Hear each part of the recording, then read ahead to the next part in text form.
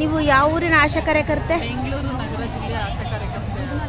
ಯಾವ ತೊಂದರೆಗೋಸ್ಕರ ಸ್ಟ್ರೈಕ್ ಮಾಡ್ತಾ ಇದ್ದೀರಾ?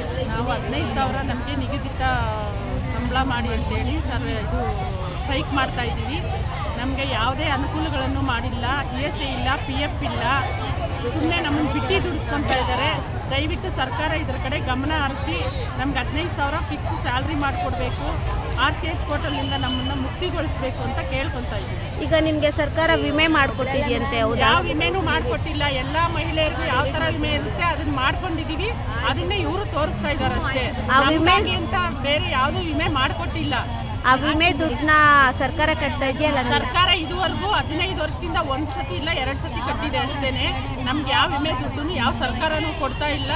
ಸುಮ್ಮನೆ ನಾವು ಕರೆನ್ಸಿ ಕೊಡ್ತಾ ಇದ್ದೀವಿ, ಡಾಟಾ ಹಾಕಿಸ್ತಾ ಇದ್ದೀವಿ ಅಂತಾರೆ. ಯಾವ ಡಾಟಾನೂ ಹಾಕ್ಸಿಲ್ಲ, ಯಾವ ವಿಮೆನೂ ಮಾಡಿಸ್ಕೊಟ್ಟಿಲ್ಲ, ಯಾವ ಅನುಕೂಲಗಳನ್ನು ನಮಗೆ ಮಾಡಿಲ್ಲ. ಕನಿಷ್ಠ ಪಕ್ಷ 15,000 ನಮಗೆ ಫಿಕ್ಸ್ ಮಾಡಿ, ಯಾವ ESI PF ಇಲ್ಲ ಅಂದ್ರೂ 15,000 ಫಿಕ್ಸ್ ಮಾಡಿ ಅಂತ ಕೇಳ್ಕೊತಾ ಇದ್ದೀವಿ. ಅದಕ್ಕೂ ಇನ್ನು ಸರ್ಕಾರ ಯಾವುದೇ ನಮಗೆ ಉತ್ತರ ಕೊಟ್ಟಿಲ್ಲ. ನಮ್ಮ ಹೋರಾಟ ಅವ್ರು ಉತ್ತರ ಕೊಡೋವರೆಗೂ ನಮ್ಮ ಹೋರಾಟ ನಿಲ್ಲೋದು ಇಲ್ಲ. Thank you. ನೀವು ಯಾವ ಇವರಮ್ಮ? ಎಲ್ಲಿಂದ ಆಶಾ? ನಿಮ್ಗೆ ಏನು ತೊಂದರೆ? ಅವರು ಹೇಳಿದ್ನ ಬಿಟ್ಟು ಬೇರೆ